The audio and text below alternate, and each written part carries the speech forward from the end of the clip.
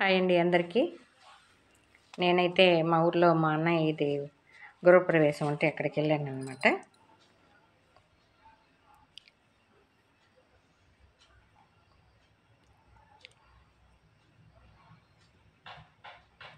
మనిషి ఎదగాలంటే చదువే అవసరం లేదండి. చదవకపోయినా మనలో కృషి పట్టుదల ఉంటే అనుకున్నది సాధించగలుగుతాము, బాగా ముందుకు వెళ్ళగలుగుతాము. దానికి నిదర్శనమే మా అన్నయ్య. అన్నయ్య అయితే ఏం చదువుకోలేదు. 4వ క్లాసులో, నేను 2వ క్లాసులో ఉండేటప్పుడు అన్నయ్య 4వ క్లాసు. 4వ క్లాసులో ఒక పద్యం చెప్పిస్తున్నాడు సారు. 3 రోజులు చెప్పిస్తే ఆ పద్యంలో ఒక్క పదం రాలేదు. మా అన్నకి చెప్పలేకపోయినాడు. ఒకే ఒక పదం మగతనం బెగయ్య అనే పదాన్ని పలకలేకపోయినాడు. 3 రోజులు రిపీట్ చేస్తే అస్సలు రాలేదు పాపము. నేనైతే 2వ క్లాసులోనే ఈజీగా బాగా చదివేస్తాను నేను. అన్నయ్యకి పాపము 3 రోజులకి ఆ పద్యం చెప్పిస్తే రానే లేదు. ఇంకా సారు మా పెద్దమ్మని పెదనాన్నని పిలిచి, వీడికి అసలు ఒక్క అక్షరం మొక్క కూడా రాలేదు, వీడికి స్కూల్కి పంపించడం కూడా వేస్టే, ఇంటికి తీసుకెళ్ళి వాడికి పనులు చెప్పుకోండి, ఇంట్లో పోయేసి ఎందుకు వేస్ట్గా వాడు రోజు బడిలో వచ్చి కూర్చోవడము అని చెప్పి పంపించేసినాడు అనమాట. ఆ రోజు మా అన్నని స్కూల్ నుంచి. వీడు ఎద్దులు కొట్టి ముద్దలు మింగుతాడు, చదువు అయితే ఒక అక్షరం కూడా రాలేదు అని చెప్పేసి పంపించేసినాడు. అప్పుడు వచ్చేసినాడు పాపం. నిజంగానే అప్పుడు మడక పట్టుకున్నాడు. ఒక 7-8 సంవత్సరాలు అప్పుడు నుంచి మడక దున్నాడు, అన్నీ చేసి. మా పెదనాన్నకి 5 మంది పిల్లలు. వాళ్ళకి అప్పుడు కొంచెం కష్టంగా ఉంటే మా అన్న మడక పట్టిన తర్వాత అప్పటి నుంచి చాలా కష్టపడి అమ్మ నాన్నకి సహాయంగా కష్టపడి చేసినాడు. ఆ కష్టానికే అన్నకి ఇప్పుడు ఫలితము. ఇప్పుడైతే చాలా బాగానే ఉన్నారు.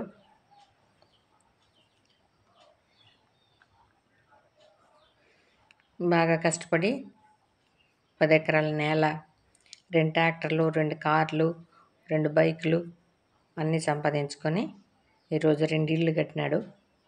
ఒక ఇల్లు అయితే పెద్ద కొడుక్కి, ఇంకొక ఇల్లు చిన్న కొడుక్కి. ఇది చిన్న కొడుకు కోసం కట్టించిన గృహప్రవేశం అన్నమాట. నేను చెప్పేది ఏమంటే, మొత్తానికి మనిషి ఎదగాలంటే చదివే అవసరం లేదు, కష్టపడే తత్వం ఉంటే చాలు. మనం కూడా పిల్లల్ని చిన్నప్పటి నుంచి కష్టపడే తత్వాన్నే అలవర్చాలి పిల్లలకి. నేను చెప్పేది కూడా అదే.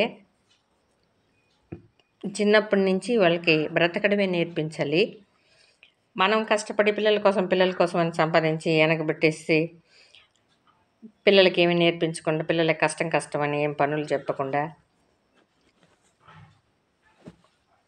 చిన్నప్పటి నుంచి సుకుమారంగా పెంచేస్తే వాళ్ళు పెద్ద అయిన తర్వాత కష్టపడలేరు.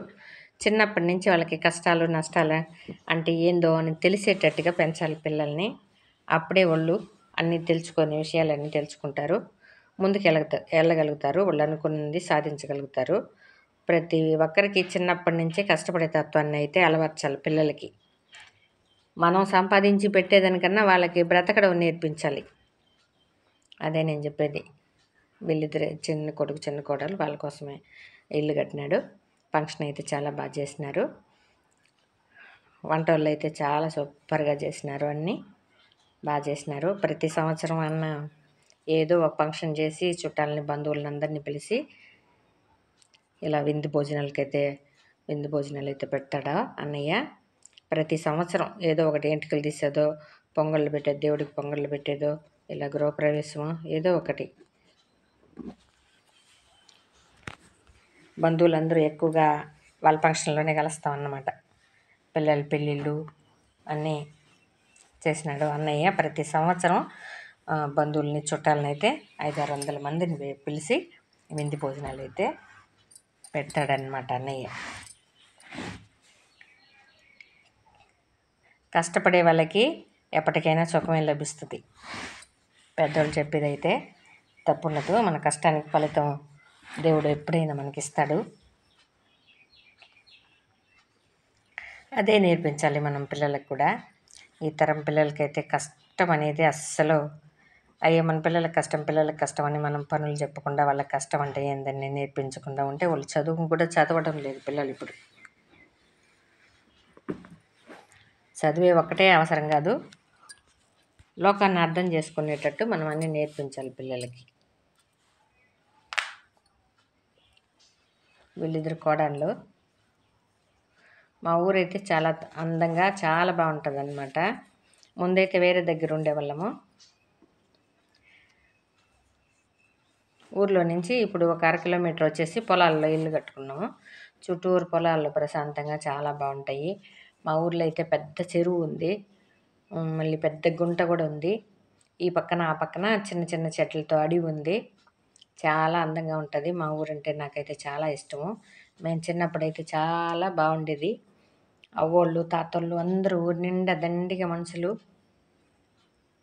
నానమ్మలు అమ్మమ్మలు అత్తయ్యలు అందరూ ఉన్నారు. మాకు చిన్నప్పుడైతే నా బాల్యం అయితే చాలా హ్యాపీగా జరిగిందన్నమాట చిన్నప్పుడు.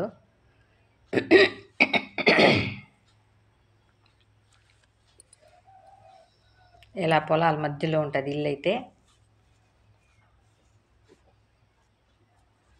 అప్పుడు మా ఊరి నుంచి టౌన్కి వెళ్ళాలంటే ఏ ఊరికన్నా వెళ్ళాలి, బస్ ఎక్కాలంటే 3-4 కిలోమీటర్లు నడిచి వెళ్ళాలి. మళ్ళీ బస్సు దిగేసి 3-4 కిలోమీటర్లు నడిచి రావాలి. కానీ ఇప్పుడైతే 10 నిమిషాల కంటే లోపలనే అందరికీ కార్లు బైకులు అయిపోయినాయి. 10 నిమిషాల కన్నా లోపలనే వెళ్ళిపోతున్నాం టౌన్కి. ఇప్పుడైతే ఎక్కడున్న పల్లెటూరులో ఉన్న పట్టణాల్లో ఉన్న ఏం పెద్ద తేడా లేదన్నమాట. ఇప్పుడు ఎక్కడికి వెళ్ళాలన్నా కార్లో వెళ్తున్నారు కాబట్టి ఏది ఎక్కడ దూరం అనిపించేది లేదు. మా తరంలోనే ఎన్నో సౌకర్యాలు, చాలా సౌకర్యాలు పెరిగిపోయినాయి అన్నమాట. మేమైతే చిన్నప్పుడు అగ్గిపెట్టి ఫోన్ చేసుకొని మాట్లాడేవాళ్ళం. అది మా తరంలోనే ఫోన్లు వచ్చేసినాయి, కార్లు వచ్చేసినాయి. కార్ అంటే దూరం నుంచి చూసేవాళ్ళం కానీ కారు ఎప్పుడు ఎక్కలేదు. ఇప్పుడైతే అన్ని సకల సౌకర్యాలు వచ్చేసినాయి. పల్లెటూరు పట్టణం అనే తేడా మాత్రం ఏమీ లేదు ఇప్పుడు.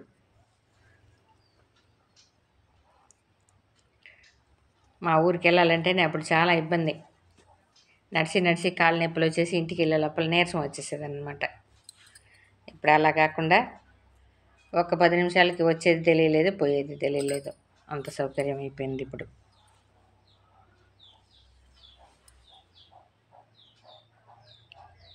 నేను, మా అన్న కూతురు, మా వదిన. Okay, bye.